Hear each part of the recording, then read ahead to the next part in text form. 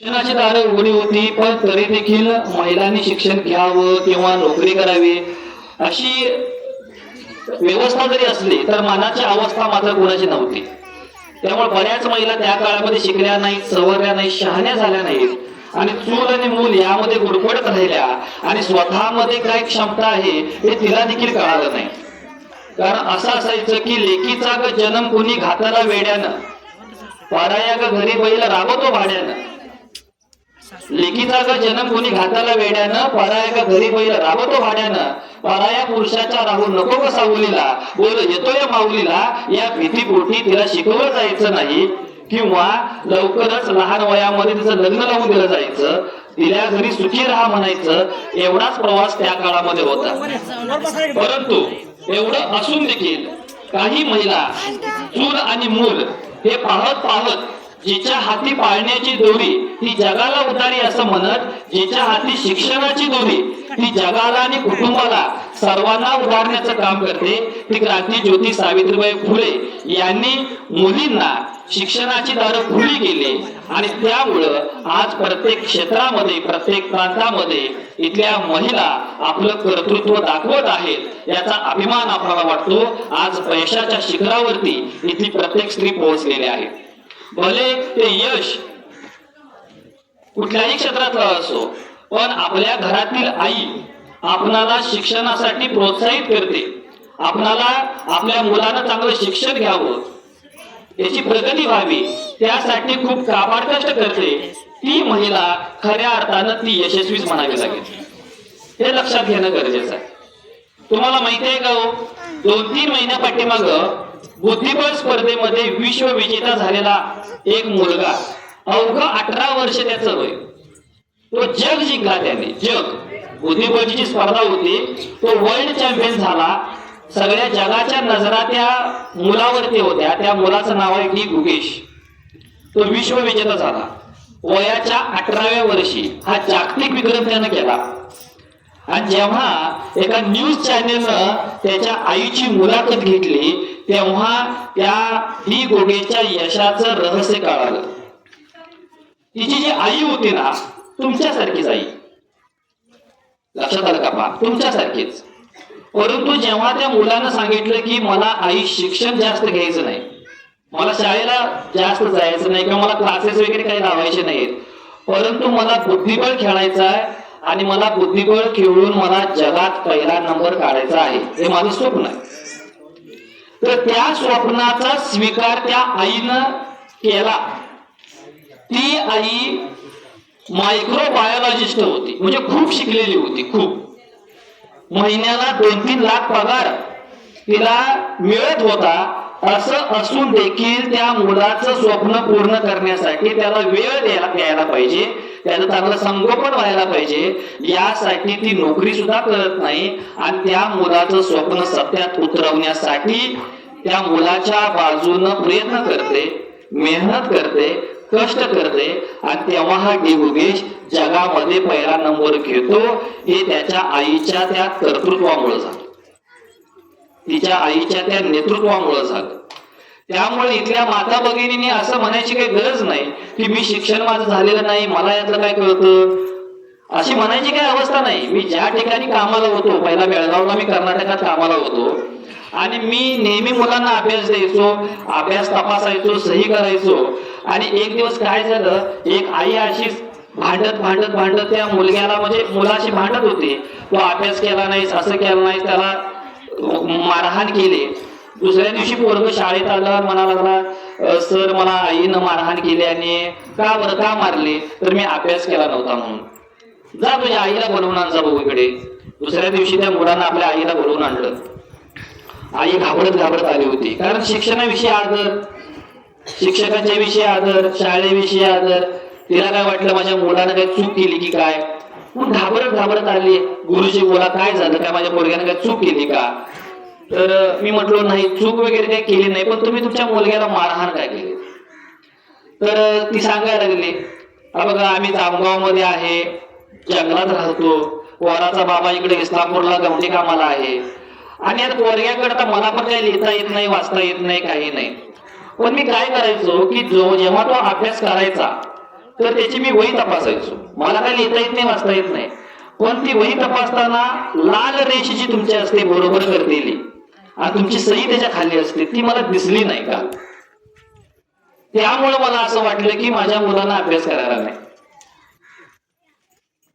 मी त्या माऊलीच्या पाया पडलो, नतमस्तक झालो की जी शिकलेली नव्हती, कुठल्याही प्रकारच्या शाळेचं तिला ज्ञान नव्हतं, काही नव्हतं, वाचता पण येत नव्हतं, पण लाल रेष आणि ती सही दिसली नाही म्हणून तिनं त्या पोरग्याला मारहाण केली. मारहाण म्हणजे कानाखाली मारले.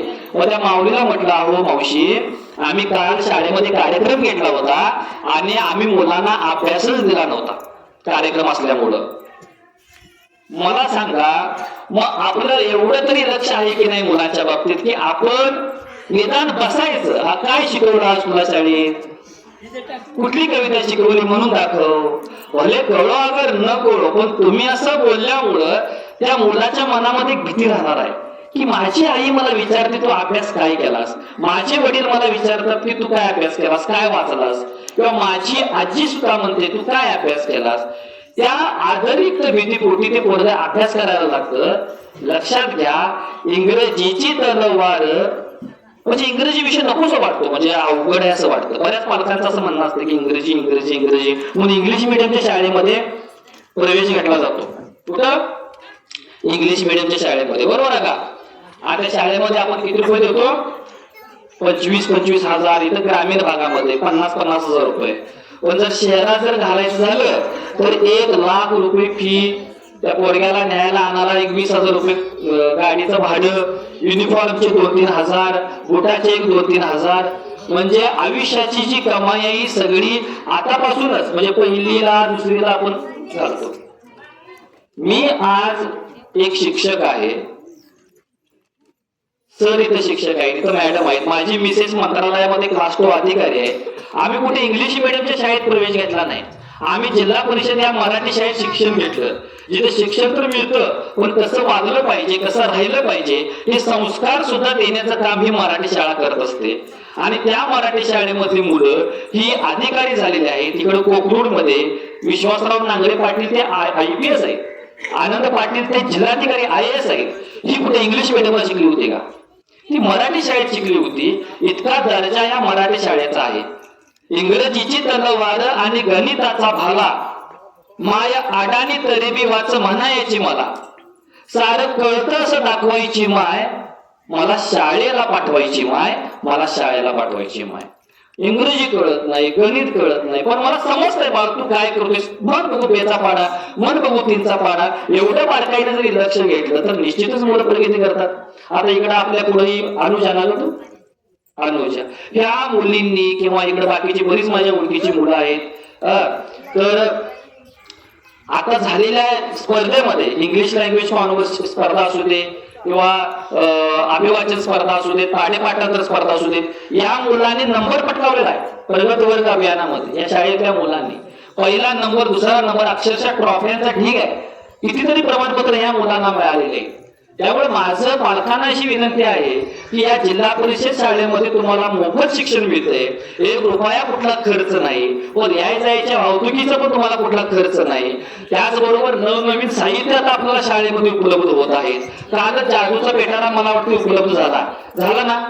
जादूचा पेटारा जवळपास 20-30 हजार रुपयाची ती पेटी आहे, जी शासनाने दिलेली आहे.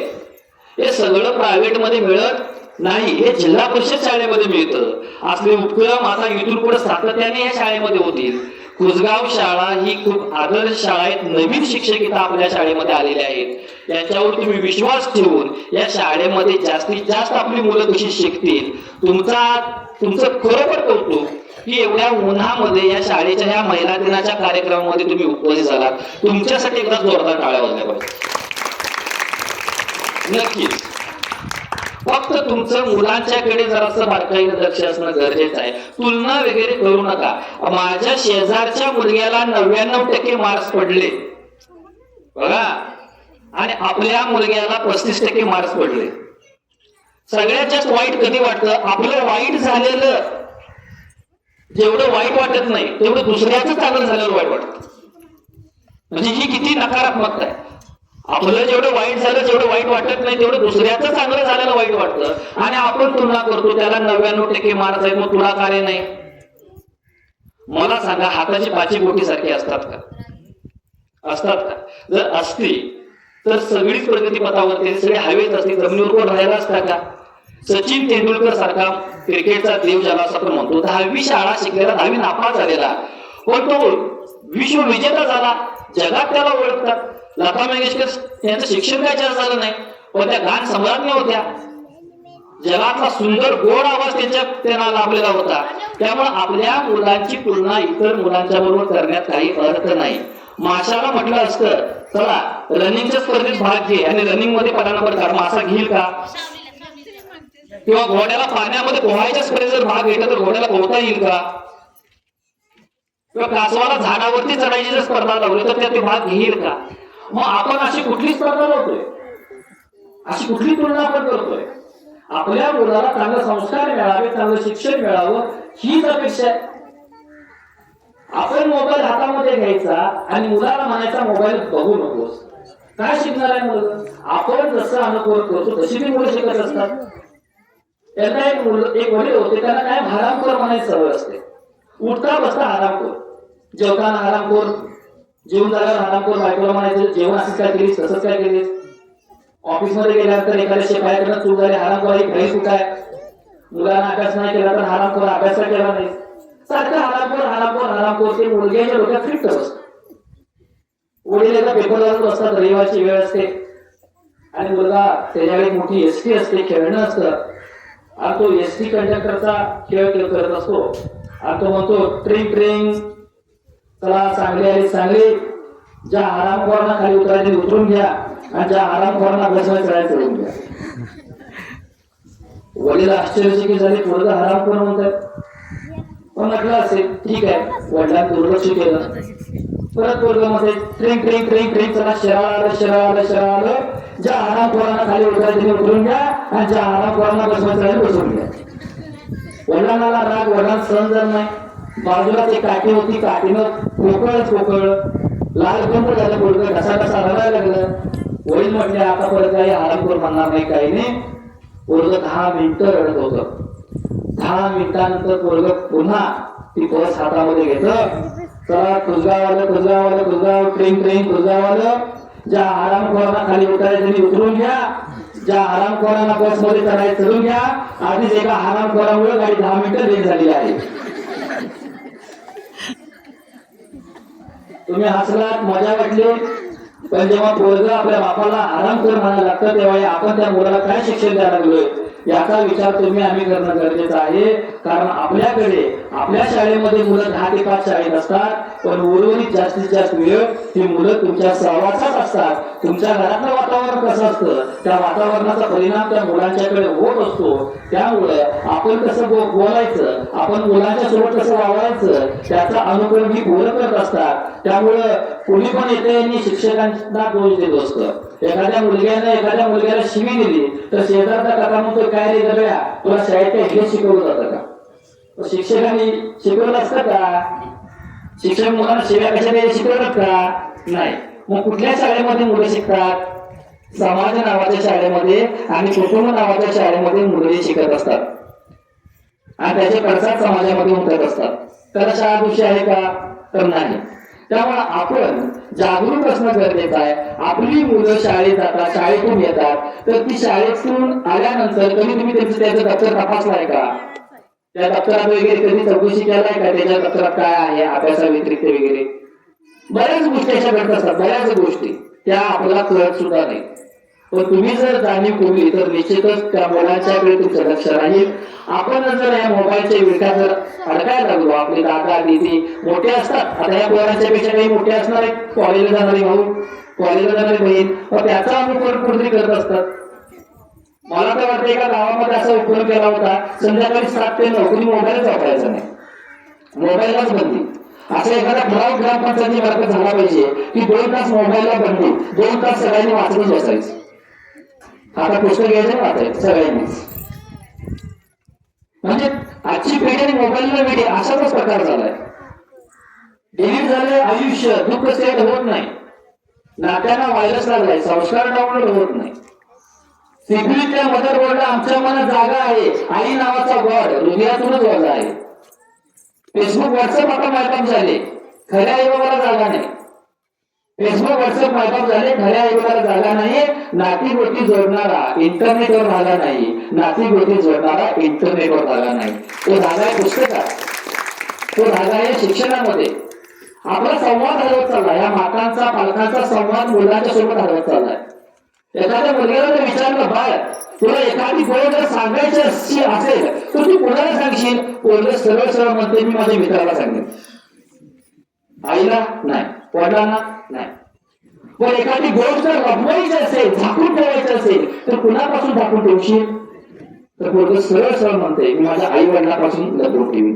का? कारण त्याला परिणाम माहिती असा पुढे काय करणार आहे. मग एवढा आपला संवाद हरवत चालला, एवढा. जर एखादी गोष्ट मागायची असेल तर तो मुलगा डायरेक्ट वडिलांना बोलत नाही, तो काय करतो, आईला सांगतो, आई तू जरा वडिलांना सांग. आई काय वडिलांसमोर थांबला. आणि बापाला जर मुलग्याविषयी सांगायचं असेल, अरे तू जरा तुला समजावून सांग. हरवत चाललाय पालक सुसंवाद हरवत चाललाय. कारण आपण त्या बालकाचे पालक न होता मालक व्हायला लागलोय. आम्ही जे सांगत होतो ते करा. तू ना परीक्षेत बस, तू या स्पर्धेला जा.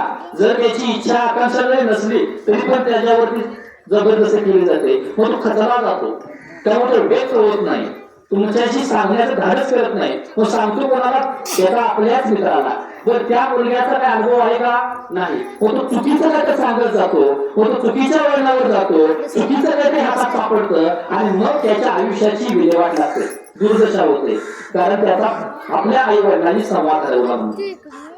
त्या मोबाईलमुळे इतका संवाद हरवला की डायनिंग टेबलवरती सगळे बसलेले आहेत. आई जेवण वाढत आहे, मुलगा मोबाईल मध्ये फेसबुक व्हॉट्सअप वरती चॅटिंग करत आहे. आई मुलामध्ये भाजी वाढू का, मुलाचं लक्ष मोबाईल मध्ये आहे. पुन्हा एकदा आई मध्ये भाजी वाढू का, तरी देखील असं लक्ष नाही, हा मोबाईल चालूच आहे. शेअर असेल, इन्स्टा असेल, त्यामध्ये ती गोष्ट तिच्या बहिणीच्या लक्षात येते. बहीण काय करते, बेडरूम मध्ये जाते, ती तिचा मोबाईल घेते, व्हॉट्सअप वरती त्या दादाला मेसेज करते, म्हणते दादा तुझ्या पाठीमागा आई आहे, ती म्हणते भाजी वाढू का, जरा लक्ष दे. तो मेसेज वाचून तो आईकडे बघताना म्हणतो वाढ भाजी. म्हणजे एका घरातला संवाद आपला हरवत चाललाय, बोलणं आपलं हरवत चाललंय. संवाद म्हणजे असा नाही, बाबा काय करतोय, आलास ये, बसलास बस, तुला काय भूक लागल्या का, ठीक आहे, तू म्हणतो मला भूक लागल्या, तुम्ही त्याला खायला वगैरे देता, हा अभ्यास कर, केला. एवढाच संवाद म्हणजे संवाद नव्हे. सगळं बाजूला सारून आज काय शिकवलं तुला शाळेत, आज कुणाची भांडणं केलास का, तुला कोणते बोललोय का, एखादी कविता शिकवली का. असं जेव्हा तुमचा संवाद वाढेल तेव्हा तुमच्याशी मैत्री निर्माण होईल. त्या मुलाची काय होईल, मैत्री. तुम्हाला माहिती आहे का, बुद्धिबळ खेळलाय का, लहान मुलं तुम्ही खेळलाय बुद्धिबळ? चेस, घोडा असतो, उंट असतो, असतो की नाही, असते का त्यामध्ये? प्रत्येकाची क्षमता वेगळी आहे, प्रत्येक मुलाची जशी क्षमता वेगळी आहे तसं त्या जे काही पॅदी वेगळे त्याची क्षमता वेगळी आहे. सगळ्यात कमकुवत मुला म्हणतात त्या पॅदाला म्हणतात. उंट तिरका जातो, हाती सरळ जातो, वजीर तिरका पण जातो, सरळ पण जातो, बरोबर आहे का. पण प्यादा बघा, त्याला फक्त पुढे जाता येतंय, मागं पण जाता येत नाही, त्याला मर्यादा आहे, ते कमकुवत आहे. ही सुद्धा आपली मुलं कमकुवत आहेत असं तुम्हाला वाटतं, पण ती कमकुवत नाही. सगळ्यात ताकदवर कोण असतं तर ते प्याद असतं. पण जर ते प्याद शिस्तात एक एक पाऊल करत करत 6 पावलं पुढे गेलं, जे ज्या घरात जाणार आहे, समजा वजिराच्या घरात जर गेलं तर त्या प्यादाचा देखील वजीर होतोय. मग आपली मुलं सुद्धा अशी आहेत, त्यांना कमकुवत समजू नका, त्यांना विश्वासात घ्या. हळूहळू त्याच्यात प्रगती होईल आणि एक ना एक दिवस तुमचा मुलगा यशस्वी झाल्याशिवाय राहणार नाही. जर प्यादाचं जर वजीर होत असेल तर तुमच्या मुलाचा सुद्धा वजीर झाल्याशिवाय राहणार नाही. तर त्या मुलावर त्याला विश्वास ठेवणं गरजेचं आहे. दुसऱ्याबरोबर तुलना, तो काय करतोय याचा विचार तुम्ही आम्ही करू नका. हा विचारच अजिबात करायचा नाही. आज महिला दिन आहे म्हणून या अनुषंगाने बोलतोय. कारण स्त्री ही आई पण आहे, बहीण पण आहे, सासू पण आहे, सून पण आहे. सगळी नाती एकवटून ती आपलं कर्तृत्व जपत असते. स्त्री जेवढं काय करू शकते तेवढं पुरुष करू शकत नाही, हे मला माहिती आहे. आज माझी विशेष मुंबई मंत्रालयात मध्ये आहे. मला वाटायचं मी माझ्या मुलाची काळजी घेऊ शकतोय. आता माझ्यासोबत माझी आई आहे, 2 मुलं आहेत, एक मुलगा आहे, मुलगी आहे, आणि त्यांचं मी आंघोळ घालत असतो किंवा त्यांना खायला भरवत असतो. तर हे खरं तर काय तारंबळ उठते ते मी स्वतः अनुभवलं. तेव्हा मला कळालं की स्त्री घरदार प्रपंच सगळं संसार बघत बघत ती काम करत असते, एवढी क्षमता तिच्यामध्ये आहे. पण ती क्षमता तिलाच माहित नाही. दिव्याखाली अंधार म्हणतो कशा प्रकार झाला खरंच आहे ते. अशीच एक स्त्री नवऱ्याला इतकी कंटाळली होती, त्या नवरा इतका तावडा होता, इतका होती तर व्यसनच सुटत नव्हतं. ती लाख कोशिश करते, तो कायम मारायचा, काम नाही करायचा, उद्योग नाही करायचा, सारखा त्रास द्यायचा, सारखा व्यसनात गुरफटेल असायचा. खूप कोशिश केली, खूप प्रयत्न केले त्याला बदलवण्याचा, पण तिला बदललं नाही. आणि बाजूलाच एक मोठा मोठ होता, तिथे एक साधू महाराज होते. आता साधू महाराजाकडे ती जाते आणि महाराजांना म्हणते, महाराज तुम्ही काय पण मला मंत्र द्या, नाहीतर अंगारा द्या, नाहीतर काहीतरी द्या, तर माझ्या नवऱ्याला सरळ करा, माझ्या नवऱ्याचा स्वभाव बदला, त्याचं व्यसन बदललं पाहिजे. मग महाराज काय करतात, ठीक आहे म्हणतात, एक काम कर, त्यासाठी मला एक पूजा अर्चा करायला पाहिजे, एक विधी करायचा, मला एक यज्ञ पेटवायचा, आणि त्या यज्ञामध्ये मला एक वस्तू पाहिजे, ती आणून दे. तुझा नवरा त्याचा स्वभाव बदलेल, तो चांगला वागेल, तुझ्याशी प्रेमळ वागेल. फक्त एक काम करायचं. ती म्हटली काय वाटेल ते करायला तयार आहे मी, कारण सगळे प्रयत्न करून बसलेलो आहे, सांगा मला काय आणू. साधू काय म्हटलं माहितीये, पलीकडे जंगलामध्ये वाघ आहे, कुठल्या पण एका वाघाच्या मिशीचा केस उचलून ये. वाघाच्या मिशीचा केस. आता ती म्हणजे सगळे प्रयत्न केलेले आहेत, आता हा प्रयत्न करून बघू काय होईल ते होईल. असं पण वाटोळ झाले, तसं पण वाटोळ झाले, तिला सुटका तर होईल. ती काय करते बघा, तो वाघ कुठून येतो, कुठे जातो, 2-3 दिवस बारकाई निरीक्षण करते. तो पाणी प्यायला किती वाजता येतो याचं निरीक्षण करते. आता ज्या अर्थी तो पाणी प्यायला येतो त्या अर्थी त्याची भूक भागलेली असणार आहे, त्याने शिकार केलेली असणार आहे, पाणी प्यायला म्हणजे तो तूप असणार आहे, तो काय हल्ला करणार नाही, काही नाही. म्हणजे अभ्यास किती केला बघायला पाहिजे. पाणी पिऊन झाल्यानंतर ती काय करते, एक 10-12 किलोचं मटण तिची पिशवी फेकते, त्याला लांबच फेकते. आता 10-12 किलो खायला वागायला काय अडचण नाही, भूक जरी नसली तर सहज खातोच की. आता आपली पोरं जेवण झाल्यानंतर त्याला आईस्क्रीम द्या, खाणार, शेवटचा घास जात नाही, नको नको म्हणतोय, पण आपण बळजबरी करून खायला घातलं आणि नंतर म्हटलं खा की अजून नाही माझं पोट भरलंय, आणि नंतर जर आईस्क्रीम द्या म्हटलं, चॉकलेट द्या म्हटलं, खात्यात नाही, कुरकुरे द्या म्हणजे खात्यात, तेव्हा तिची भूक गेली नसते बघा. झालं, मग ती काय करते, प्रत्येक पिशवी आली, वाघ येतो आणि ते मटण वगैरे खातो. वाघ पण तिच्याकडे बघतो, 2-3 दिवसांनंतर परत त्या ठिकाणी येते, परत ती खोली फेकते, परत वाघ येतो, परत तो मटण खातो. मग हळूहळू काय करते, ती जरा जवळ जवळ टाकायला प्रयत्न करते, तुकडे तुकड्याच्या जवळ जवळ. वाघ जवळ जवळ याला लागतो. 10व्या दिवशी काय करते, ती आपल्या पायाजवळ मांसाचे तुकडे टाकते. मांसाचा तिचं नातं जरा बऱ्यापैकी मैत्रीपूर्ण झालं असते, ते वाघ तिथं पायाजवळ येतो आणि ते मांसाचे तुकडे खातो. जसं ते खातं आणि खाली बसतं तेव्हा हळूच त्याच्या पाठीवरून हात फिरवण्याचा प्रयत्न करते. काय करते, हळूच पाठीवरून हात फिरवण्याचा प्रयत्न करते. वाघ काही करत नाही. याला आता कळते वाघ आता टप्प्यात आलेला आहे, विश्वासात आलेला आहे, आता आपण ही कोणी पत्ते होणार. मग दुसऱ्या दिवशी काय करते, परत एकदा मांसाचा तुकडा घेते, पण ती टाकत नाही, ती अशा हातात घेते, ते चाटत चाटत ते खातो. आणि ते खातानाच मिशीचा केस ती उपटते आणि ती घेऊन साधू महाराजाकडे जाते आणि म्हणते, महाराज हा बघा मी केस आणलाय, 10-15 दिवस झालं ती मेहनत करून कष्ट करून जीव डोक्यात घालून मी हा केस आणलाय, आता काय पण करा, मंत्र तंत्र करा, काय वाटेल ते करा, पण माझ्या नवऱ्याचा स्वभाव बदला. त्या साधू म्हटलं, साधू म्हणाला, अगं तू त्या वाघाला हिंस्र वाघाला माणसात आणलीस, त्याला माणसासारखं केलीस, मग तुझ्या नवऱ्याला बदलायला कितीचा वेळ तुला लागतोय.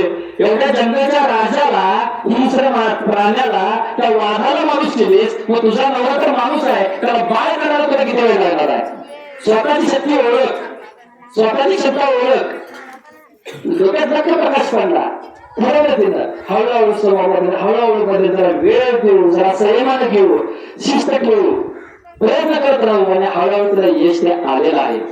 त्यामुळे तुझं आहे तुझ्या पाशी तरी तू जागा चुकलाशी अशी कशी अवस्था होते. ती अवस्था न होऊ देता आपल्यामध्ये ती क्षमता आहे, ती क्षमता ओळखणं गरजेचं आहे.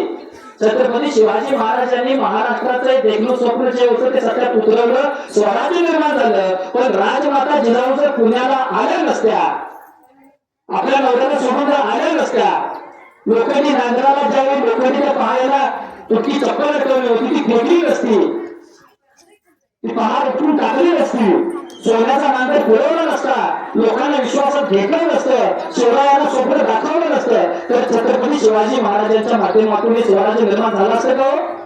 नाही. स्वराज्य निर्माण झालं राजमाता जिजाऊच्या त्या धाडसामुळे झालं. जगातील पहिली सहकार बँक, जगातील पहिली सहकार बँक ही राजमाता जिजाऊंनी स्थापन केली होती. बियाणं खत पुरवठा शेतकऱ्याला त्या काळामध्ये दिला होता. ती राजमाता जिजाऊ जर असेल तर हे घडलं ना. मग आपल्याला शिवबासारखी ओळख पाहिजे. मग इथल्या स्त्रियांनी स्वतःला जिजाऊ समजलं पाहिजे. साथ घालतो शिवबाला तर जग पाहू द्या जिजाऊला. तर जिजाऊ जर जन्माला आली नाही तर शिवबा कुठून येणार? बर जिजाऊ जन्माला आलेली आहे पण तिला जर जिजाऊ सारखं जर वागता येत नसेल तर शिवबा कसा तयार होईल? आपले आदर्श कोण नाही? राजमाता जिजाऊ, अहिल्याबाई होळकर, सावित्रीबाई फुले या महान स्त्रियांचा वसाने वारसा तुम्ही आम्ही जोपासला पाहिजे. तुम्ही आम्ही लक्षात घेणं गरजेचं आहे ते. तर या सगळ्या गोष्टी घडणं शक्य आहे. आई हा दवाचा थेंब आहे तसं सूर्याचं बिंब आहे. आई दवाचा थेंब आहे तसं सूर्याचं बिंब आहे. आई खडगाची धार पण आहे पण आई हिमावर पण गार आहे. इकडे सीताफळ तिची हिरवीगार काया, माझ्या आईच्या पोटात साऱ्या दुनियेची माया, माझ्या आईच्या पोटात साऱ्या दुनियेची माया. ते पोरं कुणाचंही असो त्याला लळा लावण्याचं काम ती करत असते. म्हणून आई कुणाची असो तिचा सन्मान करावा. बरोबर. आता आपली आई ही आपली आई असते असं नाही तर शेजारची आई देखील आपली आई आहे. आपली जशी बहीण आहे तशी शेजारच्या मित्राची बहीण देखील आपली बहीण आहे. ही भावना तुम्ही डोळ्यासमोर ठेवली पाहिजे. आई कुणाची असो तिचा सन्मान करावा. तिने टाकलेला शब्द फुला सारखा झेलावा. आई नावाची वाटते देवा नाही नवलाई, पंढरीचा विठू म्हणे स्वतःला विठाई, पंढरीचा विठू म्हणे स्वतःला विठाई. तो बाप म्हणत नाही स्वतःला, तो म्हणतो मी विठाई आहे म्हणतो, मी लेकरू आहे म्हणतो. कारण लेकराचं हित वाहे माऊलीचं चित्त. बघा कुठला लाभ नाही, कुठला मोह नाही, कुठला स्वार्थ नाही, कुठला लोभ नाही. लोभा विना प्रेम करणारं एकमेव ठिकाण कुठलं असेल तर ती आई असते, ती माता असते. त्या आईचा आपण सन्मान, त्या नारीचा आपण सन्मान, त्या नारी शक्तीचा सन्मान करणं गरजेचं आहे. मगाशी मी जसं म्हटलं की जिल्हा परिषद शाळा काय कमी आहे सांगा शाळेत? तुम्हाला मोफत गणवेश भेटला की नाही? तुम्हाला जेवण दुपारचं मिळतंय ना? मिळतंय. आणि आई सारखी माया, वडिलांसारखी माया या शाळेमध्ये मिळत असते सगळ्या. त्यामुळे सर्वांना माझी कळकळीची विनंती आहे की आपली मुलं ही जिल्हा परिषद शाळेमध्ये दाखल करा. जास्तीत जास्त या शाळेचा पट वाढवा. जर शाळेची गुणवत्ता जर टिकवायची असेल तुम्हाला तर पट पाहिजे. आम्हाला जर 4-5 मुलं तुम्ही देत असाल तर आम्ही काय गुणवत्ता, तरी देखील यातनं गुणवत्ता आमची स्थित आहे. मगाशी सर बोलले सरांच्या शाळेत म्हणजे मागच्या काल परवा दिवशी विषय असा निघाला की त्यांच्या शिक्षकांनी यांना फोन करून सांगितलं तुमच्या शाळेतला पट किती आहे? ते म्हटले 40 काय तर माझ्या शाळेचा पट आहे. ते शिक्षक म्हटले म्हणजे एका वर्गाचा पट 40 आहे का पहिलीचा वगैरे? नाही नाही नाही नाही, पूर्ण शाळेचा पट 40 आहे. ते डोक्याला हात लावले. इकडे जिल्हा परिषद शाळेमध्ये पहिलीमध्ये 40-50 पोरं आहेत, दुसरी 40-50 पोरं आहेत. 200-300 पटसंख्या असणारी शाळा आहे. जर शाळा जास्त असेल तर शिक्षक आपल्याला लागतील, आपल्याला क्रीडांगण भौतिक सुविधा मिळेल आणि आपली मुलं ह्या मातीशी नाळ जोडतील. आमच्या इकडे एरे एरे पावसाची कविता आहे मराठी शाळेत आणि इंग्लिश मीडियम मध्ये रेन रेन होय. पावसातून जा. पाऊस जर गेला तर पीक येणार कुठं? शेती पिकणार कुठं? तर संस्कार देणारी शाळा ही मराठी शाळा आहे. तो आपली मातृभूमी आहे, आपली आई आहे. ही भावना तुम्ही आम्ही डोळ्यासमोर ठेवूया. या जागतिक महिला दिनानिमित्त आज खूप वेळ झालेला आहे, त्या उन्हात सुद्धा तुम्ही थांबलात, वेळ काढून इथं आलेला आहात. खऱ्या अर्थानं मला इथं बोलवलं, मी मनापासून सर्वांचा आभारी आहे. खरं तर मला आता कोल्हापूरला जायला जरा उशीर होतो, मला लवकर जायचं होतं.